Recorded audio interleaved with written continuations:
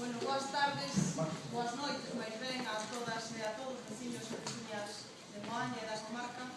Quero antes que nada agradecer á Plataforma de Defensa da Sanidade Pública de Moaña que haya feito este convite a todos os grupos para facer este debate. Non é doado ao longo da campaña ter a oportunidade de estar con veciños e veciñas e falar cara a cara dos problemas que nos preocupan e, por tanto, é unha iniciativa que quero felicitar. Sei que se está celebrando, ademais, en toda esta comarca, que, por outra parte, é a miña comarca, eu son de Vilaboa. Para nós, seguimos sendo do Morrazo, ainda que nas comarcas da Xunta agora dependemos da comarca de Pontevedra, pero sentímonos os de Vilaboa que somos do Morrazo, por tanto, síntome aquí en Moaña como se estivera na miña casa. Os socialistas defendemos sempre, e a historia nos avala, e a lei primeira de saúde que se fixo a nivel estatal tamén, unha sanidade pública, universal e gratuita. E queremos que a sanidade siga sendo pública, universal e gratuita. E sabemos que isto está hoxe en risco. O Partido Popular iniciou hai xa tempo con Alberto Núñez Feijóo na Xunta de Galicia un camiño para a privatización e para o copago da sanidade pública. E hoxe, ese camiño que iniciou no seu día Alberto Núñez Feijóo o está seguindo tamén Mariano Rajoy. Hoxe xa se fala a nivel estatal da sanidade en términos de cotizantes e non de asegurados, e non de ciudadanos. Hoxe xa se está falando de darlle solo acceso á sanidade a aqueles que estén asegurados e quitarlle, como xa se lle ten quitado, o acceso aos inmigrantes ou ás persoas que non estén aseguradas. E iso é un retroceso gravísimo que todos os ciudadanos temos que impedir, temos que sair e defender unha sanidade pública, universal e gratuita. Pero estamos aquí e hai xente maior entre todos nós e todos sabedes que dende hai pouco tempo estades facendo un repago das medicinas. Un repago que foi instaurado polo goberno de Alberto Núñez Feijóo, e non só para a xente maior, tamén para os que non están jubilados estamos pagando un 10% máis nos precios das nosas medicinas.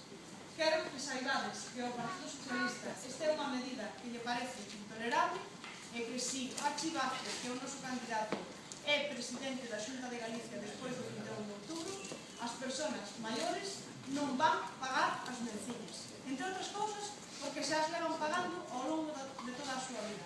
Nos queremos unha sanidade pública, universal e gratuita que sea financiada con impostos e que paguen máis impostos que eles máis teñen. E, por lo tanto, se en algún momento hai algún problema de financiación para o sistema de saúde galego, ese problema de financiación hai que solventalo pola vía de incrementar os impostos nos tramos máis altos do IRPF, por exemplo, que é unha das medidas que levamos no programa electoral, de subir a fiscalidade verde a aquelas empresas que contaminan, que é outra medida, de poñerlle impostos ás grandes superficies comerciales, que é outra medida que ademais axuda ao pequeno comercio, ou de poñerlle impostos ás transaccións da banca, que é outra medida que levamos os socialistas no programa para incrementar os ingresos da comunidade autónoma. Con esas medidas é coas que hai que financiar a sanidade pública, universal e gratuita, e non facéndolle pagar os costes desta crise económica na que estamos, que reconhecemos e que sabemos que é profunda e difícil, a aqueles que máis teñen, porque os pensionistas en Galicia son os que teñen as pensións máis baixas do Estado, porque moitos dos pensionistas que estades hoxe aquí sodes pensionistas do mar, do régimen especial do mar, e hai moitos outros do régimen especial da agraria. E, polo tanto, a pensión media en Galicia é de 600 euros ao mes, mentras que a pensión media no Estado é de 800. Así que, aos pensionistas que menos ganan, non se lles pode facer pagar os medicamentos. E esa é unha das primeiras medidas que vamos a tomar se gobernamos. E a seguinte é blindar por lei que a sanidade sexa pública, universal e gratuita. É dicir, que teña acceso todo o mundo á sanidade, independentemente de que estea ou non estea asegurado. Sabemos que Núñez Feijóo, en este momento, porque estamos en campaña electoral, ten prometido que os inmigrantes, serán máis de 6 meses aquí, demostran que non teñen ingresos, van a poder acceder á sanidade.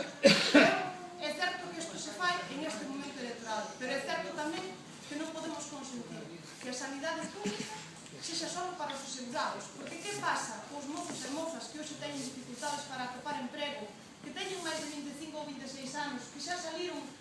cartilla, como lle chamamos aquí entre nós, da Seguridade Social dos pais e que non poden cotizar. Eses vámonos a excluir da Seguridade Social, vámonos a excluir de atención sanitaria. Iso non podemos consentirlo. Temos que defender esa sanidade pública universal e gratuita. E xa que estamos en Moaña, permitideme que faga dous apuntes acerca dos problemas que temos nesta comarca e con referencia a Vigo. O primeiro é que dependemos dun hospital privado, que é Povisa, e que vamos a seguir dependendo, se non o remediamos o 21 de outubro, dun hospital privado, que é o que se está facendo. Por moito que diga o PP, é un hospital privado, e que vamos a depender dun hospital privado con menos prestacións, que ainda por riba a día de hoxe está paralizadas as obras, é dicir, en risco de que se pague. E por outra parte, nesta comarca, sabedes que había previsto de construir o Centro de Saúde de Marín, o Centro de Saúde de Ardán en Cangas e o Centro de Saúde aquí en Moaña. Ningún deles nesta legislatura foi construído, nin eles, nin o Centro de Alta Resolución que estaba previsto para o Borrazo.